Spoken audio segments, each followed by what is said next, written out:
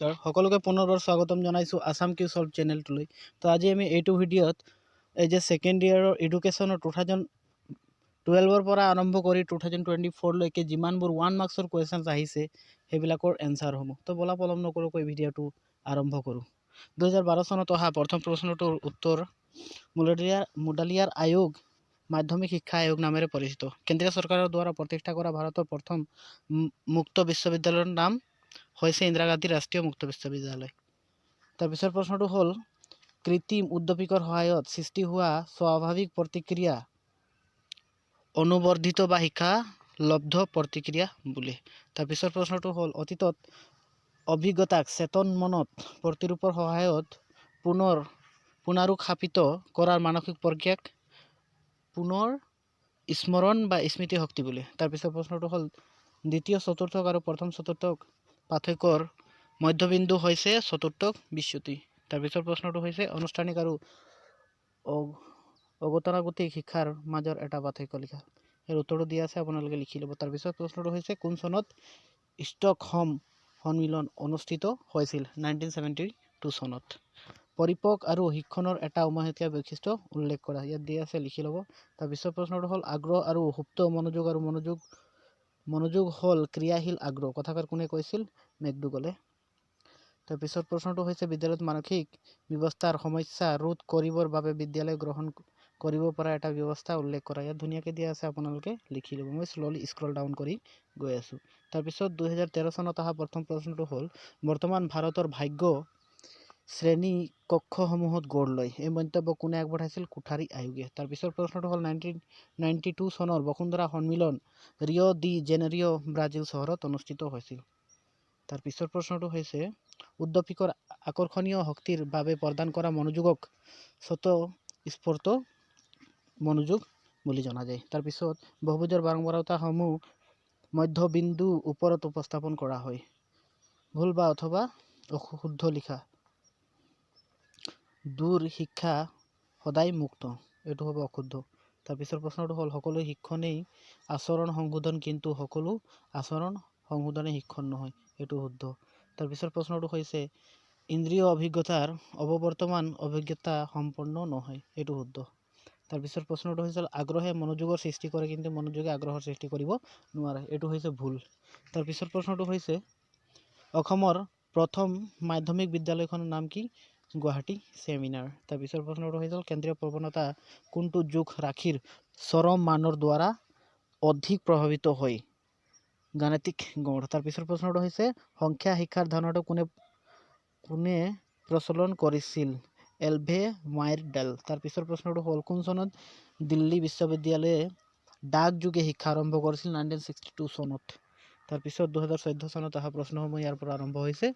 অসমৰ মাধ্যমিক শিক্ষা আইনখন 1961 চনত গ্ৰহণ কৰা হৈছিল। ভাৰতত প্ৰথম মুক্ত বিশ্ববিদ্যালয় অন্ধ্ৰপ্ৰদেশত স্থাপিত কৰা হৈছিল। আন্তৰ্জাতিক শিক্ষা দিৱস 8 মাৰ্চ তাৰিখে পালন কৰা হয়। নৰ্থ-ডাইকৰ মতে শিক্ষণ হ'ল উদ্দীপক আৰু প্ৰতিক্ৰিয়াৰ মাজত বন্ধন। তাৰপিছত প্ৰশ্নটো হৈছে মানসিক স্বাস্থ্য বিজ্ঞানৰ তিনিটা দিশ হ'ল প্ৰতিৰোধক, প্ৰতিমূলক আৰু ইয়াৰ এনচাৰটো হৈছে সংৰক্ষণ। তাৰপিছৰ প্ৰশ্নটো হৈছে অনুমিত গড় পদ্ধতিত AM হৈছে কোনো শ্ৰেণীৰ অন্তৰাল? উত্তৰটো হ'ব অনুমিত গড়। তাৰপিছৰ প্ৰশ্নটো হ'ল কোন শিক্ষা আয়োগে শিক্ষাৰ 10+2+3 গাঁথনিৰ পৰামৰ্শ দিছিল? কোঠাৰী আয়োগে। তাৰপিছৰ প্ৰশ্নটো হ'ল জনসংখ্যা শিক্ষাৰ ধাৰণাটো কোনে প্ৰৱৰ্তন কৰিছিল? আলভা মিৰ্ডালে। তাৰপিছৰ প্ৰশ্নটো হ'ল শিক্ষণৰ কোনটো পদ্ধতিয়ে স্বাভাৱিক প্ৰৱণতা আৰু কৃত্ৰিম উদ্দীপকৰ মাজত সম্বন্ধ স্থাপন কৰে? অনুবন্ধন পদ্ধতিয়ে। তাৰপিছৰ প্ৰশ্নটো হৈছে স্মৰণতকৈ অভিজ্ঞতাহে কিয় সহজ? বিষয়বস্তুৰ উপস্থিতিত সংঘটিত হোৱা বাবে অভিজ্ঞতা স্মৰণতকৈ সহজ। তাৰপিছৰ প্ৰশ্নটো হৈছে এখন বগা বেৰত থকা সৰু দাগ এটাত আমি মনোযোগ নিদিওঁ, ইয়াৰ কাৰণ কি? ইয়াৰ কাৰণটো হৈছে ব্যাখ্যাদৃশ্য। তাৰপিছত সমূহিত ৰাশিৰ মধ্যমাৰ নিৰ্ণয়ৰ সূত্ৰটো লিখা। ইয়াত সূত্ৰটো লিখা আছে, আপোনালোকে ধুনীয়াকৈ লিখি ল'ব। তাৰপিছত 2015ত অহা প্ৰশ্নসমূহ ইয়াৰ পৰা আৰম্ভ হৈছে। অসম উচ্চতৰ মাধ্যমিক শিক্ষা সংঘত 1984 চনত স্থাপন কৰা হৈছিল। তাৰপিছত KKHSOWৰ সম্পূৰ্ণ ৰূপটো হৈছে কৃষ্ণকান্ত সন্দিকৈ ৰাজ্যিক মুক্ত বিশ্ববিদ্যালয়। তাৰপিছৰ প্ৰশ্নটো হৈছে বিশ্ব জনসংখ্যা দিৱস 31 জুলাই তাৰিখে পালন কৰা হয়।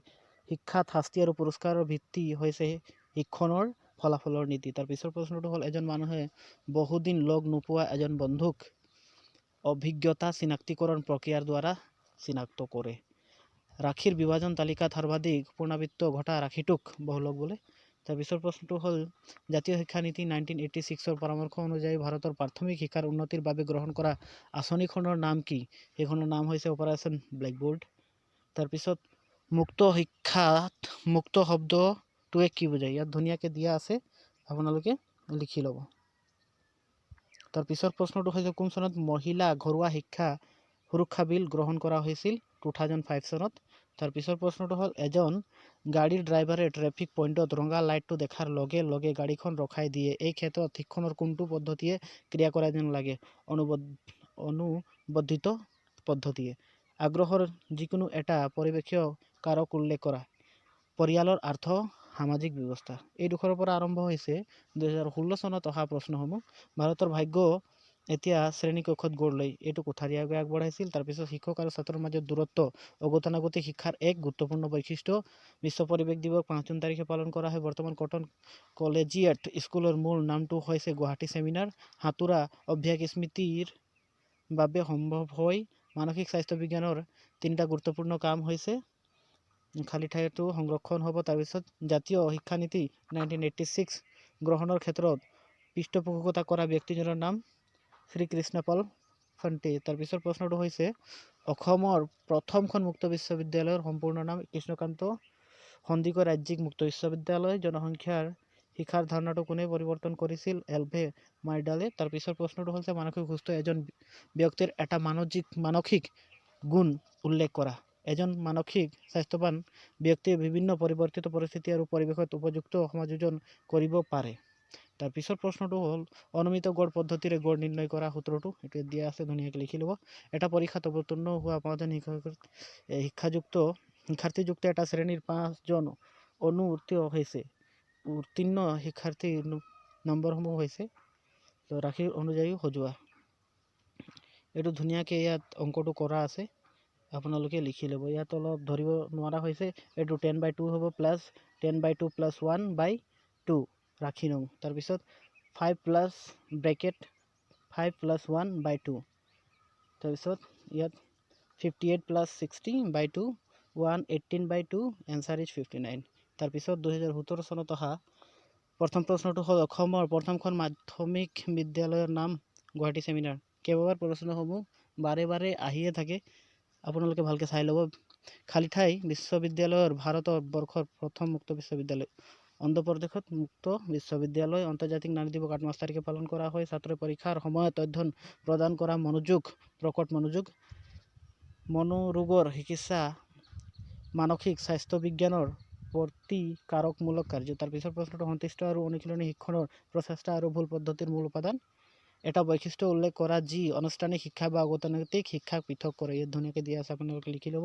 পৰিৱেশ শিক্ষা উদ্দেশ্যসমূহ 1977 চনত বিলিচি সন্মিলনত নিৰ্ধাৰণ কৰা হৈছিল। পৰিপক্কতা আৰু শিক্ষণৰ এটা উমৈহতীয়া বৈশিষ্ট্য ইয়াত দিয়া আছে, লিখি ল'ব।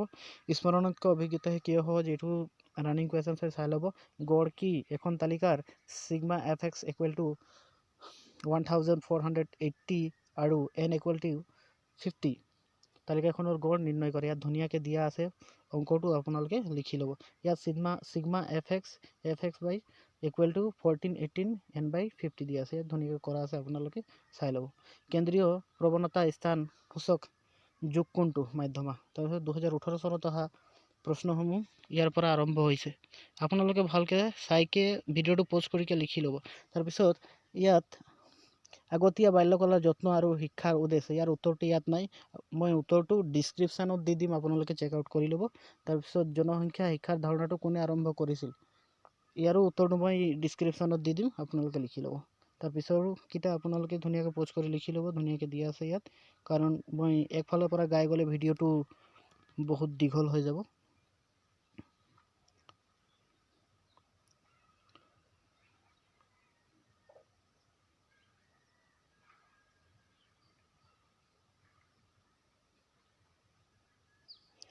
এই অংশৰ পৰা আৰম্ভ হৈছে 2020 চনত অহা প্ৰশ্নসমূহৰ উত্তৰ।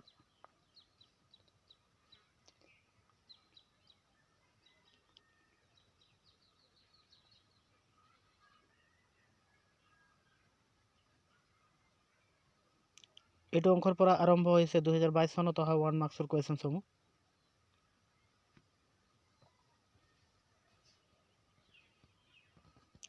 বহুবিকল্প আঁচনি প্ৰশ্নত এগৰাকী শিক্ষাৰ্থীয়ে অত্যাধিক পদ্ধতি প্ৰয়োগ কৰি শুদ্ধ উত্তৰটো বাছি উলিয়াব কৰিছে। এইটোৱে হ'ব শুদ্ধ উত্তৰটো।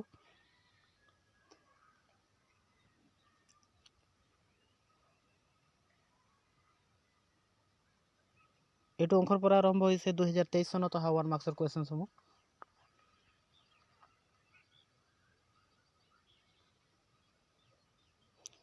এইটো সামগ্ৰিকতাবাদ মনোবৈজ্ঞানিকসকলৰ মতে শিক্ষণ আৰু বৌদ্ধিক কাৰ্য কি শিক্ষাৰ্থীৰ পৰ্যবেক্ষণ অনুভৱ আৰু অন্তৰ্দৰ্শন ক্ষমতাৰ লগত জড়িত হৈ থাকে। ইয়াৰ অচনাটো হ'ব পৰ্যবেক্ষণ। তাৰপিছত অনিচ্ছকা বা অনিচ্ছাকৃত মনোযোগ উদ্দীপকৰ তীব্ৰ প্ৰভাৱ থাকে।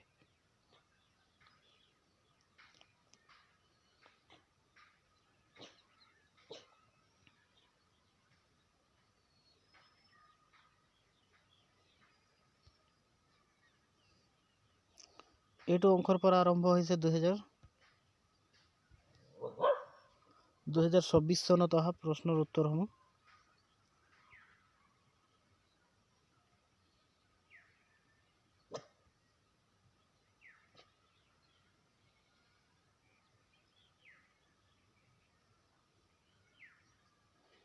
আজিৰ ভিডিঅ'টো ইমানতে সামৰণি মাৰিছোঁ। ভিডিঅ'টো যদি ভাল লাগে আপোনালোকে নিশ্চয় এটা লাইক কৰি যাব, চেনেলটো ছাবস্ক্ৰাইব কৰি যাব। ভিডিঅ'টো সম্পূৰ্ণ দেখাৰ বাবে ধন্যবাদ।